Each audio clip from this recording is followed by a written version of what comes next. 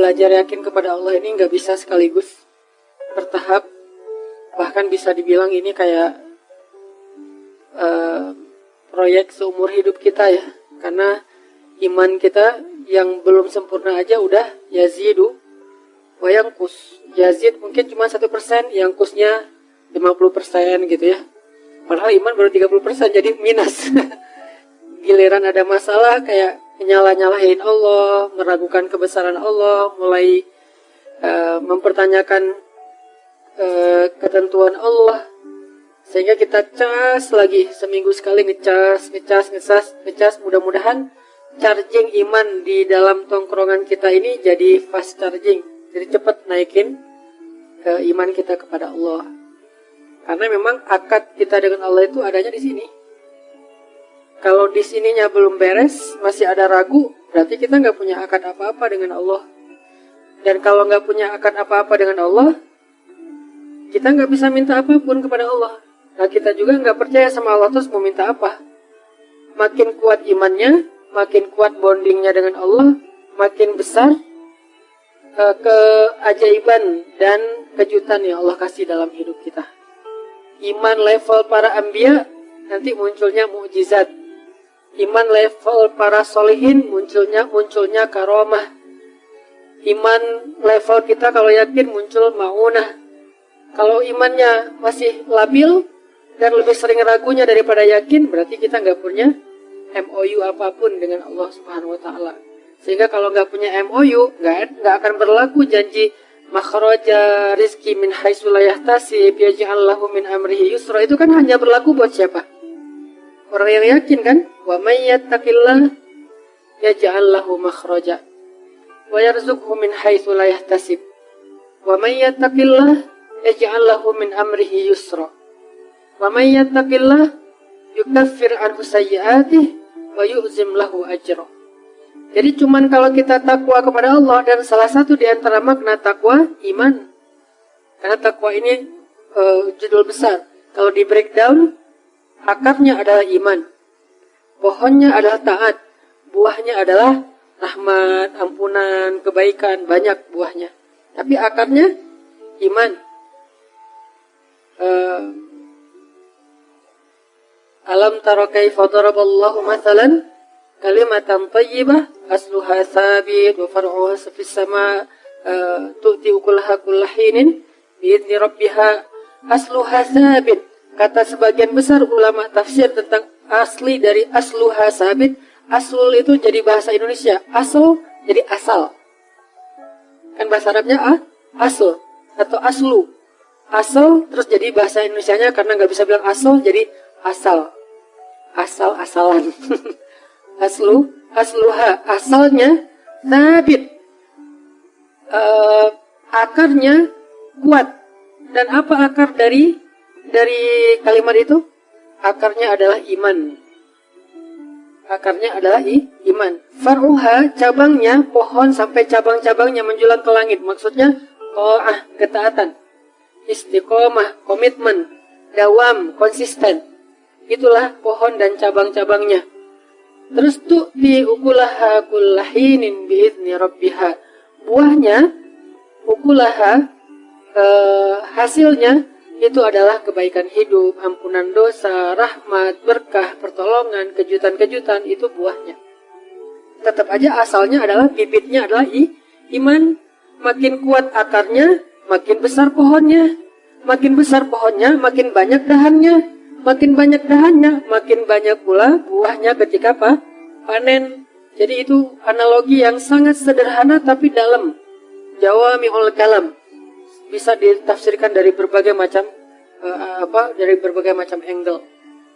Sehingga kalau kita pengen hidup kita nyaman dalam kondisi sarro atau darro, ya berarti balik lagi kepada asalnya apa?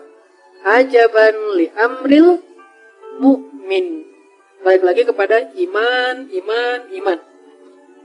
Ajaban li amril mu'min. Inna amrahu kullahu khair. In asabathu sarra syakara fakana khairan lahu. In asabathu darra sabara fakana khairan lahu. Wa laisa dzalika li ahadin illa lil mu'min. Itu enggak akan dirasain kecuali oleh orang yang beriman. Kalau orang yang tidak beriman, mungkin kalau sarro, dia akan syakaro. Dia berbagi, dia share sama orang lain. Tapi begitu darro, dia yai'as, dia berputus asa. Akhirnya tindak bunuh dirinya tinggi. Orang-orang yang nggak beriman, dalam kondisi nyaman, kehidupan mereka itu bagus. Akhlak mereka, karakter mereka, sikap, attitude mereka itu sopan, bagus, disiplin, keren lah pokoknya di negara-negara maju gitu kan. Tapi begitu darro, ada masalah, bunuh diri. Bete dikit, bunuh diri. Gak enak badan, males banget hari ini bunuh diri, bunuh diri.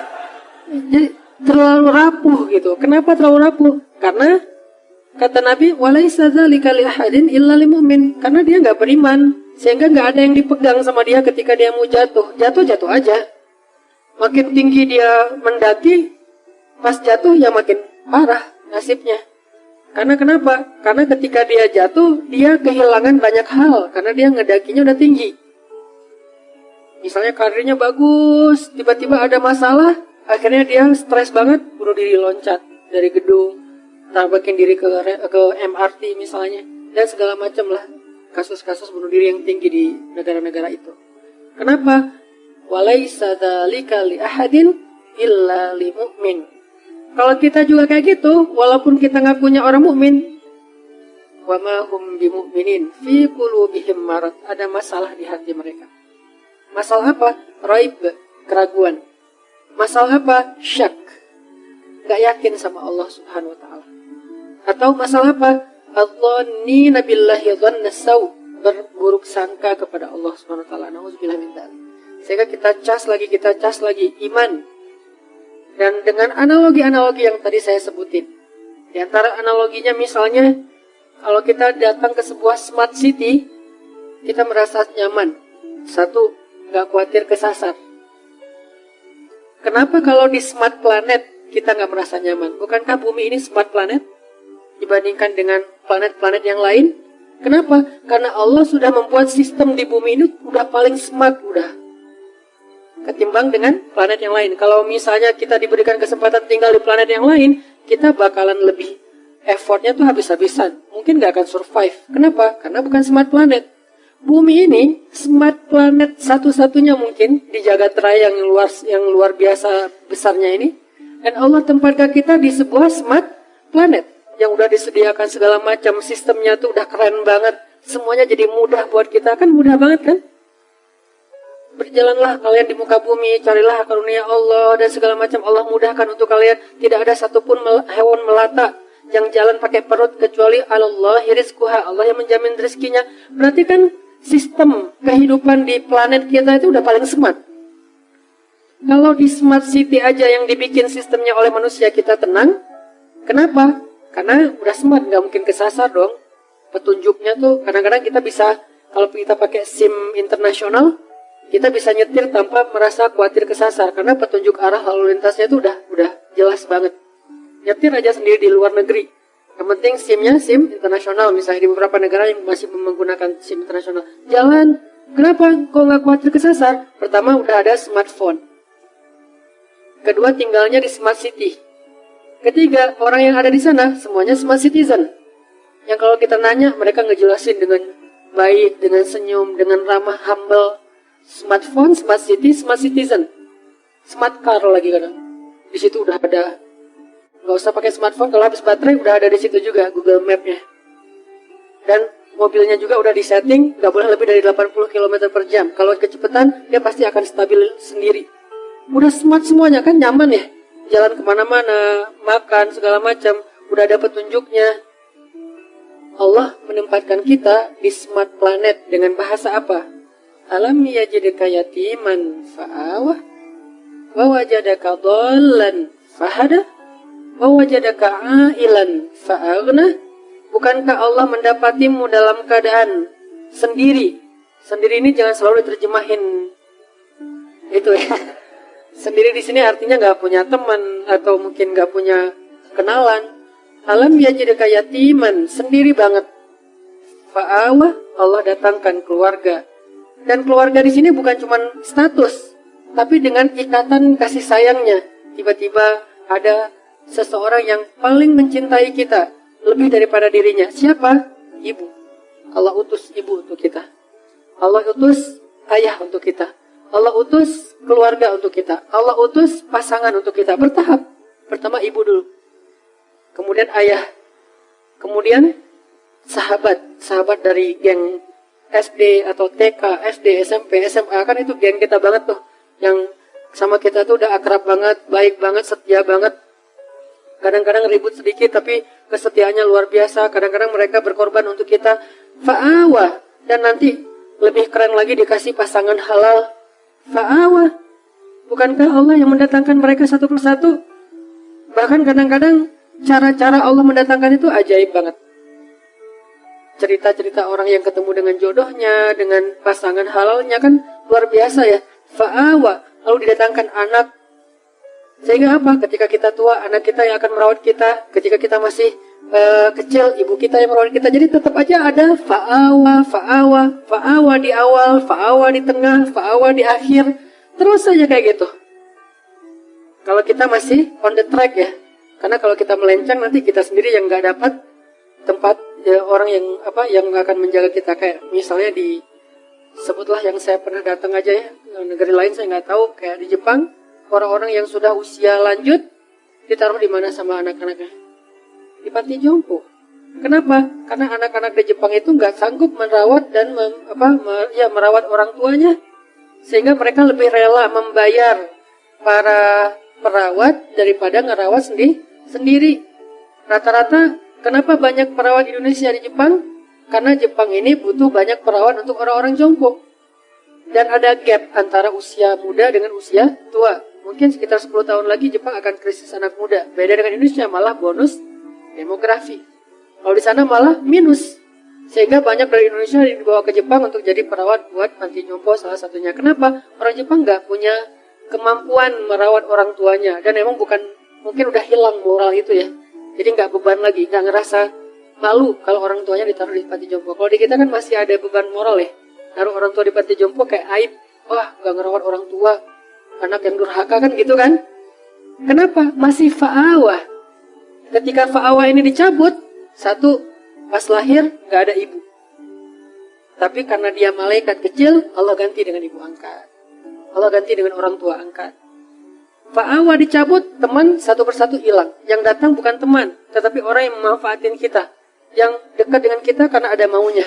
Dicabut fa'awahnya. Banyak sih teman, tapi mereka bukan sahabat. Mereka jadi teman kita karena kita masih menguntungkan buat mereka. Berarti kan dicabut fa'awahnya sama Allah. Nanti punya pasangan, kalau dicabut fa'awahnya lebih sakit lagi tuh, selingkuh. Punya anak, dicabut fa'awahnya sakit juga. Anak udah sukses tapi orang tuanya nggak dirawat. Maka yang menjamin kita dirawat, ada keluarga, itu Allah. Alam yajidka yatiman fa'awah. Itu sistem smart planet. Wa wajadaka dhallan, bingung. Allah kasih fahada. Google Map-nya di mana? Di sini. Ditambahin satu demi satu menu map dalam benak kita, sehingga kita nggak bingung lagi. Dalam melakukan ini nggak bingung, melakukan itu nggak bingung. Satu persatu diajarkan dari mulai baca tulis, mendengar, memahami, mengenal. Bukankah itu adalah bentuk Google Map yang lebih rumit di dalam benak kita? Oh, jadaka dhallan fahada. Di sini tempatnya. Yang nggak akan habis baterai, yang nggak akan lost sinyal, yang nggak akan error. Kecuali kita sendiri yang bikin dia error. Aslinya, ini keren banget, lebih smart daripada smartphone. Yang bahkan banyak sekali penelitian bahwa smartnya otak manusia itu entah berapa ribu kali lebih smart daripada komputer. Dikasih. Wa wajadaka ailan fa'aghna. Bukankah kamu didapati dalam keadaan kekurangan, kelaparan, tidak punya apapun, lalu Allah aghna, mencukupkan? Lebih baik Allah cukupkan daripada Allah hilangkan rasa kecukupan. Karena ada orang yang meminta kelebihan harta. Padahal yang paling penting itu kecukupan harta. Karena kalau udah dicukupkan, bukan hanya hartanya yang cukup, tapi rasanya juga cukup. Dan rasa cukup itu disebut dengan qanaah. Ada orang yang dikasih harta berlebih, tapi tidak dikasih kecukupan, tidak pernah merasa cukup. Merasa kurang aja tuh. Dikasih ini kurang, dikasih itu kurang, terus saja kurang. Kenapa? Karena tidak dikasih diangkat kecukupan dalam diri dia. Bukan diangkat hartanya. Hartanya tidak dikasih. Siapa tahu emang hartanya itu adalah bagian dari takdir. Takdirnya emang kaya, tapi dicabut rasa cukup. Sehingga walaupun kaya, dia merasa paling miskin di dunia. Makanya dalam Islam, yang dilarang itu bukan miskin, tapi merasa fakir. Dalam Islam itu kan gak ada celahan kan menjadi orang miskin. Sehingga kalau kita kadang-kadang nyebut orang miskin itu kurang beruntung, siapa bilang? Di akhirat nanti, dalam kondisi tertentu, orang miskin lebih beruntung dari orang kaya. Dalam kondisi tertentu. Di mana hisab mereka lebih ringan, masuk surganya 500 tahun lebih duluan. Tapi kalau orang kayanya jawad, karim, dermawan, mungkin surganya lebih luas daripada orang miskin. Ini kan amal ya. Famaya amal mithqala dzarratin khairan yara dan seterusnya. Artinya dalam Islam, miskin itu enggak tercela, miskin itu enggak rugi. Yang rugi dan tercela itu fakir. Makanya kita keliru dalam menerjemahkan miskin lebih dekat kepada kekufuran. Nah, enggak kayak gitu kalimat hadisnya. Kadal fakru ayyakuna kufra. Hampir-hampir, seringkali, kadang-kadang orang fakir ini dekat dengan kekufuran. Fakir ya, bukan miskin. Kalau miskin, Nabi berdoa minta jadi orang miskin. Ya Allah, jadikan saya hidup sebagai orang miskin, matikan sebagai orang miskin, bangkitkan bersama orang miskin. Nabi dekat dengan orang-orang miskin. Bahkan Nabi pernah duduk di antara geng orang miskin, terus mereka lagi makan kodit, roti kering, yang kalau mau dimakan harus dicelupin ke air. Nabi bilang, saya anak perempuan yang biasa makan kodit, berarti saya juga orang miskin sama kayak kalian. Biasa aja kali, nggak usah terlalu sungkan gitu. Akhirnya mereka pada, oh ya udah, Nabi juga sama kayak kita. Yang dilarang itu fakir, karena doanya apa? Wa'udzubika minal fakir. Aku berlindung kepadamu dari fakir. Apa fakir? Selalu ngerasa kurang. Dicabut fa'aghna, dicabut rasa cukup dalam hatinya.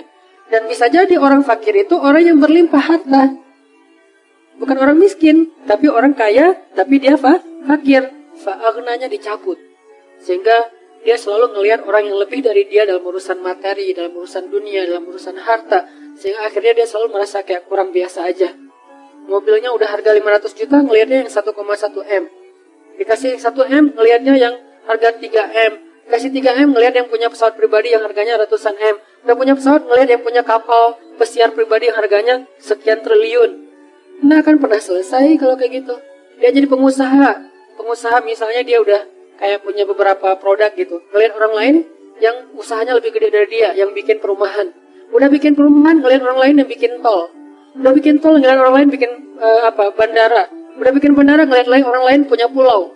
Kapan selesainya? Ini dicabut aghna. Rasa cukup. Sedangkan smart planet, sistem yang Allah bangun itu, wa wajadaka ailan fa'aghna. Allah lihat kamu, Allah dapati kamu dalam keadaan kekurangan, aghna, Allah cukupkan. Dan itu lebih keren loh kalau dicukupkan daripada dikayakan. Karena ada yang dikayakan hartanya tapi tidak diberikan kecukupan batin, tetap aja dia merasa kurang. Dan fa'aghna ketika Allah cukupkan, analoginya Allah simpan harta kita di sisi Allah. Nanti pas kita butuh, Allah kasih. Kan saya sering ngasih analogi kayak kita nyimpan uang di bank kan. Kita kan tenang, nyimpan uang di bank 100 juta, 1 miliar, sekian miliar, tenang kan? Kenapa? Karena kita percaya uang kita di bank itu nggak hilang. Catatannya tuh rapi. Dan kita dikasih, misalnya rekening koran kalau kita minta. Atau kita bisa cek secara online. Dan kapanpun kita butuh, kita bisa ambil. Bisa ditarik di ATM, bisa digesek di kasir, bisa juga langsung datang ke banknya. Kan? Jadi kita nggak khawatir. Di mana aja kita bisa gesek, kita bisa transfer dengan cara online. Di luar negeri juga kita bisa gesek, karena ada beberapa logo yang memang kita bisa pakai. Sehingga kita kemana-mana nggak bawa duit banyak, pede nggak? Kita punya tabungan 1 M di bank. Pakai kartunya, kartu yang standar internasional. Bahkan kalau perlu yang modelnya tuh gold atau platinum yang bisa ditarik angkanya gede-gedean. Terus kita ke luar negeri nih, ke Singapura aja yang dekat. Kita cuma bawa uang ya sebutlah 2 juta, 3 juta yang sebetulnya untuk belanja mungkin kurang. Kalau ada butuh apa-apa, bayar hotel apa segala macam kurang. Tapi kita bawa kartu, tenang nggak teman-teman? Tapi kan kita nggak punya uang cash, tapi kan ada kartu. Gitulah kita dengan Allah. Jangan lihat apa yang kita pegang, lihat apa yang tersimpan di sisi Allah. Masalahnya percaya nggak sih sama Allah? Ini nggak fair nih. Ke bank kita percaya, ke Allah nggak. Kan yang disimpan di sisi Allah sama jaminannya dengan bank, bahkan lebih dahsyat. Lebih kuat jaminannya. Allah nggak pernah ingkar janji. Allah nggak mempersulit kita, dimudahin kok. Buktinya apa? Yuridullahu bikumul yusra wala yuridu bikumul usra. Allah pengen memudahkan kalian, nggak pengen nyusahin kalian. Kan capek kalau kalian harus nyimpen duit kalian sendiri, nyimpen harta, terus nanti ribut di antara ahli waris, ribut di susah di antara kalian sendiri, nanti kecolongan, kemalingan, ke segala macam. Biar aku aja yang nyimpen, kata Allah.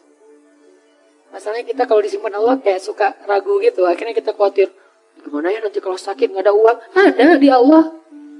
Gimana ya nanti kalau ada masalah nggak ada tabungan sama sekali? Ada di Allah.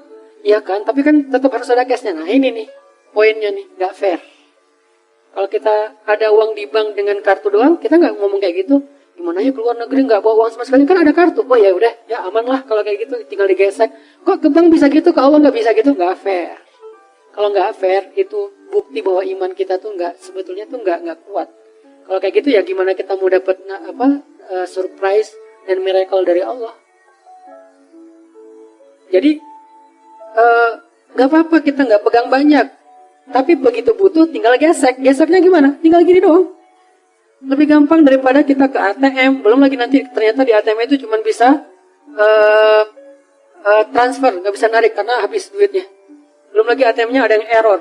Kalau ini pernah error, jangan berdoa sekarang, kenapa? Doa lagi error. Nggak ada kan? Nggak ada waktu yang error dalam berdoa. Setiap saat kita bisa berdoa dengan mudahnya. Yuridullahu bikumul yusra. Allah tuh pengen mudahin kalian, nggak pengen nyusahin kalian. Karena kalau kalian pegang harta yang banyak banget, kalian susah. Bayar pajaknya, belum lagi nanti maintenance-nya, belum lagi nanti keributan di antara keluarganya, belum lagi kecemburuan orang kepada kalian. Udah deh, daripada kalian susah megang-megang aset itu, aku pegang aja. Nanti kalau butuh bilang ya. Kan gitu kan akadnya. Kalau butuh bilang, wa may yattaqillah yaj'al lahu makhraja wa yarzuqhu min haitsu la yahtasib wa may yattaqillah yaj'al lahu min amrihi yusra. Kan gitu sederhana. Tinggal gini doang. Cara gesek ATM kita ke Allah tuh gini doang. Dan kata Nabi dalam hadis qudsi, aku malu kalau hambaku mengangkat kedua tangannya meminta kebaikan lalu nggak memberi. Allah malu. Nggak mungkin nggak dikasih. Pasti dikasih. Cuman cara Allah ngasih 3 model. Kadang dikasih persis kayak yang kita minta, kadang dikasih lebih banyak, lebih baik dari yang kita minta, kadang dikasihnya dengan model yang lain, yang sama dengan nilai yang kita minta. Kayak misalnya kita punya kartu ATM, belanja nih di luar negeri, kita gesek. Bisa kita gesek dan akan keluar angka sesuai dengan yang kita sebut. Bisa juga, Mbak, ini ada bonus. Bisa gitu kan? Begitu kita mau bayar sesuatu kan suka gitu tuh, ada bonus dari banknya. Begitu Pak, ini ada bonus mau dipakai nggak? Ada poin. Sehingga yang tadinya harganya 1 juta, gara-gara poin jadinya 750.000, poin 250.000. Mau dipakai nggak? Kan suka gitu ya, bisa aja gitu. Bisa persis, bisa ditambah dengan bonus. Bisa juga diganti dengan yang lain. Pak, selain dapat bonus ini, Bapak nanti dapat merchandise, dapat hadiah apa, misalnya ternyata Bapak dapat mobil, dapat apa. Kan gitu cara Allah. Yang pasti bisa banget. Dan Allah kalau transaksi dengan Allah itu jauh lebih banyak untungnya daripada dengan makhluk. Karena Allah ghaniyun, maha kaya. Gak akan kekurangan harta Allah. Sehingga tinggal gini doang. Masalahnya kita gak terlalu yakin dengan ini, lebih yakin dengan ini. Kalau bawa kartu yang bisa diginiin kita pede. Kalau gini kita gak pede. Ini masalah iman. Kenapa kita gak pede dengan ini? Emangnya Allah gak ada? Ada, tapi kenapa gak percaya? Ya gitu deh. Nah ini nih jawabannya nih. Istafti qalbak, tanya ke hati kalian masing-masing, kata Nabi. Istafti qalbak, tanya ke hati masing-masing. Akadnya tuh di sini. Kalau kita pede kayak gini sama dengan pedenya gini, gimana? Lihat nanti keajaiban banyak banget dalam hidup kita. Tapi kalau yang kayak gininya agak ragu-ragu, ya sih, tapi kan butuh gini juga. Enggak. Gini. Ada gini, enggak ada gini, terserah deh. Yang penting gini nih. Cara biar tabungan kita banyak di sisi Allah, beramal soleh aja terus. Kadang langsung di cashin, dibayar sama Allah, kadang nanti ditabung dulu sama Allah. Saya udah beramal Ustaz, tapi gak ada buktinya. Lagi ditabung sama Allah, kamu gak butuh sekarang soalnya. Nanti pas butuh, tinggal gini, Allah kasih. Tapi kan Allah gak secepat itu kasihnya. Siapa bilang?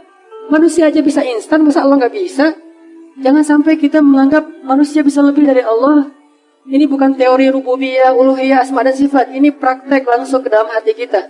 Daripada kita hanya terjebak dalam teori, hafal semua teori rububiyah, hafal semua teori uluhiyah, tapi begitu dikasih pilihan hidup, bingung, ragu. Mana rububiyahnya? Saya tidak mengangkat dari sisi angle rububiyah, karena itu materi kuliah, materi kampus, materi calon ulama. Ini angle praktis aja deh buat kita dalam praktek kehidupan sehari-hari. Bisa nggak kita yakin dengan ini, saya yakin ini. Kalau bisa lebih dari itu, lebih keren lagi. Mungkin bertahap, nggak langsung bisa lebih deh. Minimal fair, sama. Aduh, lupa bawa dompet. Aduh, hari ini belum sholat sunnah misalnya. Jadi kayak nggak ada modal gitu. Coba kalau hari ini kita ngeluarin harta kita fisabilillah, semudah kita investasi yang kita percaya banget dengan korporatnya, dengan perusahaannya. Kalau kita bikin kerjasama dengan manusia, biasanya bagi hasilnya berapa? Sebutlah 60-40 ya. Kita kerjasama, kita dapat 60% dari hasil. Atau yang modalnya konvensional, kita dapat paling tinggi, jarang lah gitu, 5% dari modal. Itu tuh jarang banget. Rata-rata ya 1, sekian persen atau 2%, bahkan kurang dari 1%. Deposito lah misalnya. Kita naruh uang kita 1 M, tiap bulan misalnya nanti kita dikasih tuh 3 juta. Berarti berapa persen? 0, kan? Karena 1%-nya 10 juta ya. Berarti 0, sekian. Nggak sampai 1%, kita percaya. Naruh duit kita di deposito, kemudian tiap bulan kita tunggu aja. Oh, nambah 1 M, 3 juta. Bulan kedua 6 juta. Bulan ketiga 9 juta. Bulan ke-6 udah bisa beli motor. Itu kan kita mikirnya. Kenapa kalau ke Allah kita ragu? Udah kasih aja ke Allah. Allah balikinnya tuh bukan 0, 700 kali lipat. Masalahnya kita, ya sih. Itu untuk masalahnya tuh. Nah, kasih aja deh. Ntar Allah ganti. Enggak, buktinya enggak 700 kali lipat. Karena disimpan. Coba kalau dikasih 700 kali lipat cash, kita kewalahan nyimpannya. Ntar kita susah sendiri. Karena Allah bilang, yuridullahu bikumul yusra. Allah pengen memudahin kalian. Jadi dikasih, tapi disimpan sama Allah. Kamu gak percaya sama saya? Kan gitu kan pertanyaan Allah. Ya kan ya? Percaya Allah, yaudah deh, gak apa-apa, Allah aja yang simpan. Udah disimpan sama Allah. Nanti pas butuh tinggal gesek. Ya Allah, yang kemarin boleh dicairkan dikit gak? Itu kan hadis tentang 3 orang yang terkurung di dalam gua kan?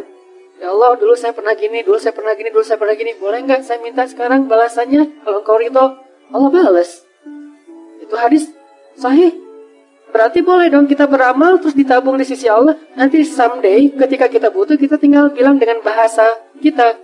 Walaupun nggak sevulgar itu sih, ya Allah dulu saya ada amal ini, boleh nggak sekarang saya ditolong sedikit, dengan pastinya Allah menyimpan lebih banyak lagi pahalanya. Pahala itu bukan kalimat teman-teman, pahala itu berbentuk. Bahasa Indonesia yang lebih tepat itu pahala, ajrun itu upah, jaza itu reward. Jadi benar-benar dikasih itu upah, reward. Cuman nggak tahu dari mana asal kata pahala, saya nggak ngerti bahasa Indonesia asal muasal pahala. Cuman kalau kita terjemahin bahasa yang lebih dekatnya, ajrun upah, ujrah, jaza reward. Dan Allah nge-reward kita banget terhadap semua amal kita. Nggak ada yang nggak di-reward sama Allah. Bahkan lebih baik dari yang kita lakuin. Masalahnya nggak semuanya dikasih fisik. Karena kalau dikasih fisik, satu, takutnya kita malah sombong. Aset ada di mana-mana, wah gaya gitu kan ya. Terus kita jadi malas berdoa sama Allah. Padahal berdoa itu ibadah. Ngerasa udah gak perlu berdoa juga, bisa langsung ngambil. Nah, Allah pengen ngebonding kita nih. Kalau kamu butuh, minta ya. Ya gak susah dah, minta sama saya juga. Tinggal gini aja pasti aku kasih kok. Dan Allah yang nyimpen. Kalau Allah nyimpen lebih aman. Gak ada malingnya. Gak ada errornya. Gak ada manipulasinya. Gak ada pajaknya. Allah yang simpan. Mau yang gimana? Kalau kita percaya, ya udah deh ya Allah, sebagian besar engkau simpan aja, saya dikasih sebagian kecil aja, asal bisa punya rumah, punya mobil, punya tabungan dikit gitu ya. Nanti kalau kurang, tinggal minta lagi sama Allah. Jadi kalau kita benar-benar berakad dengan Allah kayak gitu teman-teman, kayak fairnya kita berakad dengan manusia, apa sih masalah hidup kita? Baru berlaku aja banuli amril mu'min. Orang mukmin itu seru hidupnya tuh. Santai, flawless, gak ada masalah. Ada masalah? Ya Allah, ada masalah nih. Gimana dong ya Allah, bantuin dong. Langsung ditolong sama Allah. Tapi kita ngomong ke Allah tuh dengan ragu sih masalahnya. Ibarat kartu ATM, udah banyak baret-baretnya, jadi kita gesek, Pak ini nggak berlaku, oh ya udah ganti lagi yang lain, ganti lagi sampai satu kotak kartu nggak ada yang berlaku. Soalnya bukan kartu ATM yang kita kasih, kartu Game Master, nggak akan keluar duit. Jadi iman kita tuh masih belum ATM, belum ada saldonya. Kartu sih, tapi bukan saldo isinya. Cuman untuk bisa main doang. Jadi coba kita bangun istafti qalbak, bertanya ke hati kita masing-masing. Dan itu yang dikuatin. Di sini yang dikuatkan. Ada yang pertama mungkin masih kayak sekedar silver, terus naik lagi derajatnya jadi gold, naik lagi jadi platinum, jadi VIP, jadi preferred, jadi apalah kayak gitu-gitu. Bukankah itu selalu berlaku di dalam transaksi dengan manusia dan dengan Allah juga kayak gitu. Lahum darajatun inda rabbihim. Mereka itu punya level di sisi Allah. Siapa? Mukmin di Al-Anfal. Lahum darajatun. Mereka punya level. Ada yang levelnya cuma silver. Tabungannya sekian, bisa ditarik dalam sehari cuma sekian. Ada yang levelnya mungkin di bawah silver, simpedes misalnya. Narik nggak bisa di ATM, harus ke bank gitu, ngantri dulu. Ada yang di atasnya yang gold, bisa ditarik 100 juta sehari. Ada yang di atasnya yang mungkin platinum, bisa ditarik sekian ratus juta sehari. Ada yang levelnya udah preferred atau VIP banget. Yang kalau kita datang ke bank itu, dia nggak perlu ngantri. Langsung masuk ke atas, ketemu dengan customer service-nya, disediain makanan, minuman, kita ngobrol seperti teman, terus dimudahin semua urusan kita. Lahum darajatun. Mereka bertingkat-tingkat di sisi Allah, berlevel-level. Dan level itu ditentukannya di sini. Bukan berapa, tapi apa yang kita rasain dalam hati kita. Dan kita bisa mengukur diri kita sendiri deh. Dari hal-hal kecil dulu. Tenang gak kalau ada masalah? Udah serahin aja sama Allah. Serahin aja sama Allah. Segitu. Dan dimulai dari hal-hal kecil. Bismillah ketika kita jalan. Kalau kehilangan sesuatu, wah, mau diganti sama Allah dengan yang lebih baik. Wah, kesempatan nih. Allahumma ajurni fi musibati wa khluf li khairan minha. Allah sayang banget sama hamba kayak gini. Pas dapat musibah, langsung connect lagi dengan Allah, langsung nge-mention Allah. Kan kayak kita kalau di Instagram tuh ada masalah mention pemerintah gitu kan ya. Mention Pemkot, Pemprov, Presiden, mention Pak Jokowi misalnya, Pak Gubernur, Pak Wali Kota, kan suka gitu kan. Kenapa nggak Allah dalam bahasa Instagramnya? Kenapa kita nggak nge-mention Allah aja? Ada masalah dikit, ya Allah, ada masalah nih dikit. Allah langsung bantu. Seringan itu. Dan Allah tuh nggak pernah, maaf ya lama nih slow respon soalnya DM-nya numpuk. Nggak ada. Emangnya manusia DM-nya numpuk? Manusia yang WA-nya tuh udah banyak banget sampai ribuan, sampai nggak kebaca. Enggak, ringan buat Allah. Kulla yaumin huwa fi sya'an. Setiap hari Allah tuh sibuk ngurus kita. Walakin wala ya'uduhu hifdhuhuma. Tapi nggak capek, nggak kewalahan. Coba gabung-gabung deh ayat-ayat ini. Karena sifat dari Al-Quran kan saling menjelaskan ya. Kulla yaumin huwa fi sya'an. Setiap hari Allah sibuk. Tapi apakah Allah tersibukkan? Repot? Enggak. Kata Allah, wala ya'uduhu hifdhuhuma. Allah nggak pernah repot, nggak pernah kewalahan menjaga, memelihara langit dan bumi. Simple hidup kita tuh kalau kita believe, trust, keep the faith kepada Allah Subhanahu wa Ta'ala. Ini yang kita tajdid, teman-teman. Mulai dari hal kecil, bismillah, bismillah, bismillah. Nanti ada agak mentok-mentok dikit, hasbiyallah, la haula wala quwata illa billah. Khawatir dikit, datang teman kita, udah gak usah khawatir, ada Allah. Itu bahasa lain dari la tahzan, innallaha ma'ana. Merasa lonely gitu, ma zannuka bisnain, Allahu salisuhuma. Kenapa kamu pikir kita cuma berdua, bukankah Allah yang ketiga? Terus kayak ngerasa nggak ada daya upaya, hasbiyallah, cukup buat saya Allah, la haula wala quwata illa billah. Dan itu benar-benar miracle, kejadian banget dalam hidup kita kalau kita percaya. Passwordnya iman, passwordnya belief, passwordnya sami'na wa ata'na. Kalau itu benar-benar terasa di hati kita, kalimat la haula, kalimat hasbiyallah, kalimat-kalimat iman itu terasa di sini nih, udah tenang aja hidup, la tahzan. Ala bidzikrillah tatmainnul qulub. Ini semua yang kita omongin malam ini, kalau diteorikan namanya rububiyah. Cuman kita nggak usah terjebak dengan istilah, tapi maknanya yang paling penting supaya kita bisa langsung praktek. Semua yang kita omongin rububiyah, pemeliharaan Allah, penjagaan Allah, kepemilikannya milik Allah, segala macam lah dari makna Rabb. Mudahkah kita rububiyah kepada Allah? Apakah kita sudah Rabbani atau masih jadi manusia biasa? Kalau cuma jadi manusia, innal insana lafi khusr. Tapi kalau upgrade dari manusia jadi mukmin, illal ladzina amanu qad aflahal mu'minun. Manusia doang rugi, kecuali orang beriman. Beruntunglah orang yang beriman. Mudah-mudahan iman ini kita jaga terus teman-teman. Kita tingkatkan, kita perbaharui, kita cas supaya kita punya ATM yang levelnya makin naik, sehingga nanti kalau kita butuh apa-apa kita tinggal gesek aja, ya Allah, ya Rabbi, ya Rabbana, ya Ilahi, atau apapun bahasa doa kita, Allah akan berikan keajaiban dalam hidup kita. Jangan sampai kita berpikir lebih gampang dengan manusia daripada dengan Allah. Enggak, sebaliknya. Kalau kita punya kemudahan dalam urusan dengan manusia, itu karena Allah mudahkan. Karena Allah lembutkan hati orang itu. Karena Allah ikat hati orang itu dengan kita. Kalau enggak juga susah. Ada orang yang enggak kenal siapa-siapa, tiba-tiba ditolong oleh siapa-siapa, karena Allah yang mendatangkan orang-orang itu kepada dia. Itu kejadiannya banyak. Kita pernah pengalaman kayak gitu. Teman-teman kita pernah share pengalamannya tentang itu. Harusnya itu jadi tajdidul iman, cas iman buat kita, supaya semakin yakin kepada Allah.